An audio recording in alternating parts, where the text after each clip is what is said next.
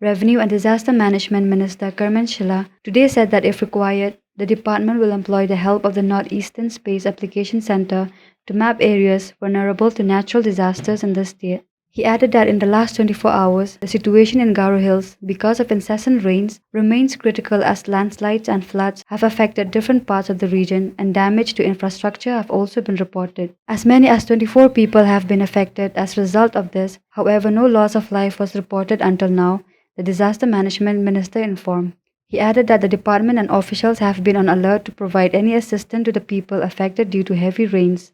When it comes to this calamities which it appear from time to time in our state, prevention has been trying whatever possibilities can be done from the departments and then from the stakeholders. We have witnessed that many people have tried for that, but in the end, has been mentioning from time to time that calamity is something that which nobody can predict it. So except those man-made disaster.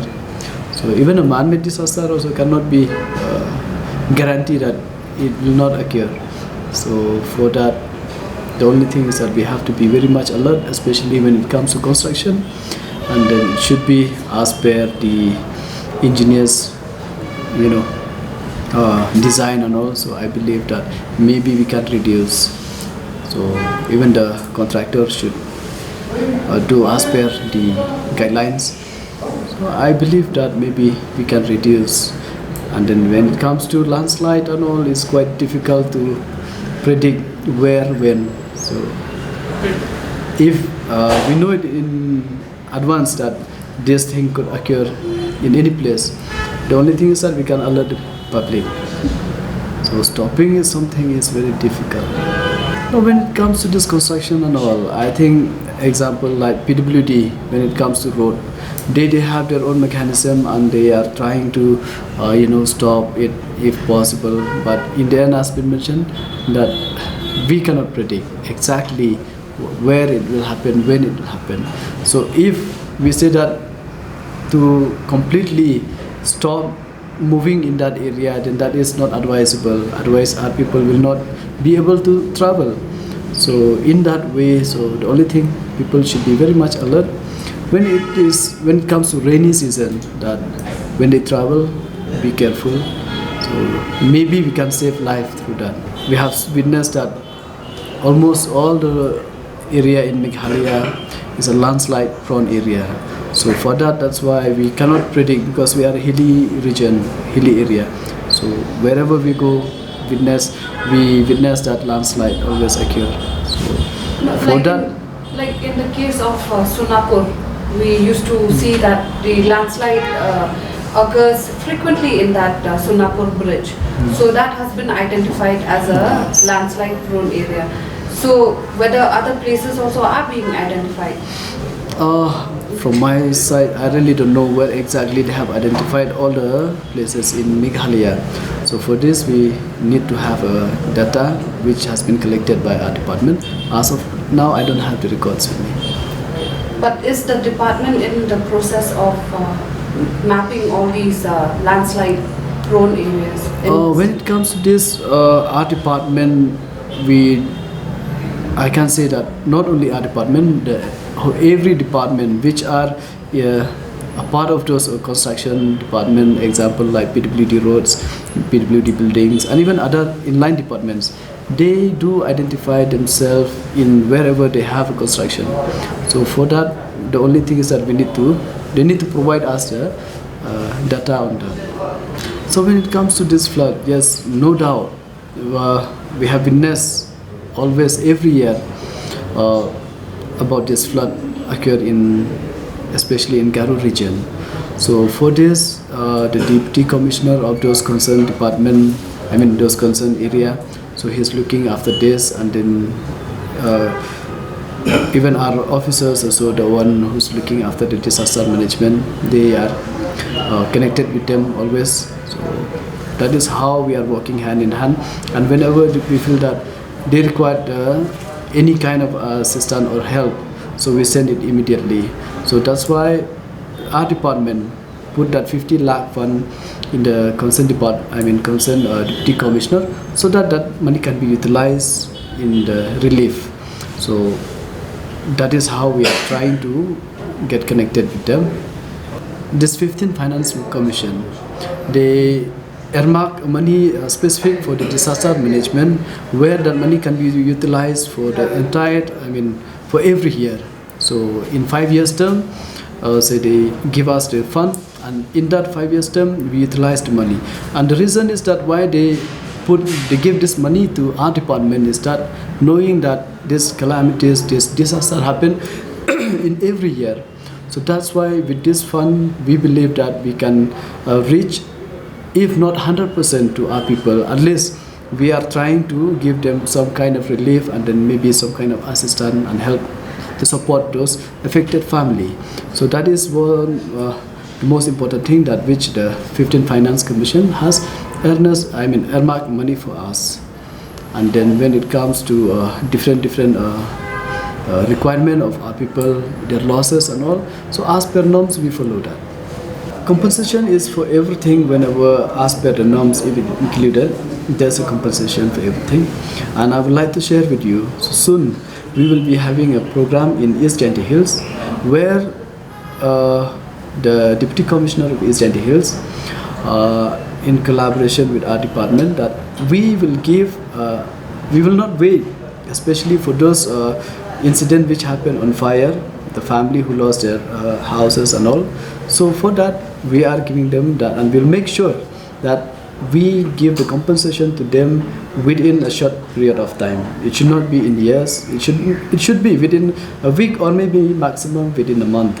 So that is the plan we are doing in East Jainti Hills, and I believe that even the other districts also can do the same, because this is applicable in all the districts. And the only thing is that RDC need to be very much proactive when it comes to this compensation. So they have to utilize it and then reach to the people, those who are in need of it. Not only in this fire incident, even the other incident also, whenever they have the money with them, that money can be utilized for the compensation. When it comes to these roads, bridges, buildings and all, not only this dam site should be taken care, we should take care the entire, wherever we saw that chances of calamity, chances of it to damage, so we should protect it.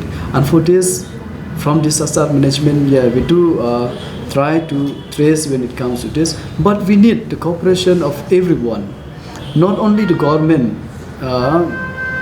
responsibility. Here we the public also are responsible for this. Until unless after seeing that notice that it is applicable only for 10 tons, we carry 20 tons. There are times that you have a house, and then you don't want a thief to enter to your house, but still he entered. So in that way you lost your property. So the same thing here when it comes to these bridges.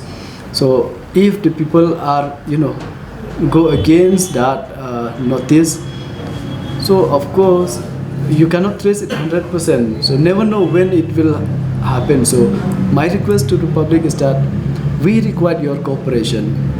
You might say this is a government's property, we don't care about it, but in the end, when some damage to the government property, that means it damage to our property too.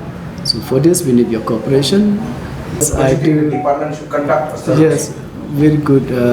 Thank you for your concern, ma. But I feel that what is the most important for us to do is that instead of us thinking that if the bridge damage and then what will be the loss, the better is that how to protect the bridge. That I think that is the most important. So we should go for that. And then if we feel anything that the bridge is in danger, so I think all of us, we have to stop traveling or movement of that bridge if it reach up to that mark, because we don't want to lose.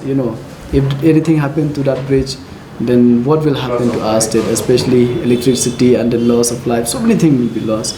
So for that, I think we have to take steps how to protect it. Especially the department who are looking for that bridge, they do have this testing, and maybe hopefully they have reports also for that. Otherwise, it should not be so careless that without testing the lifespan of that bridge. Otherwise, if has been mentioned by you that the lifespan of that bridge is over now. So that means it's not feasible for any vehicle to travel. So since we have witnessed that vehicle is still traveling, that means there's some kind of report has been conducting that which shows that crossing over the bridge is still applicable. So I believe that is there. Next, the last 24 hours condition of especially the rainfall in our state, we have witnessed that it's a heavy rainfall.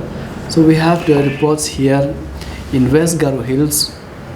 Landslide has been occurred on the 12th June 2022 at CEO TMB Tura, where 24 numbers of population has been affected.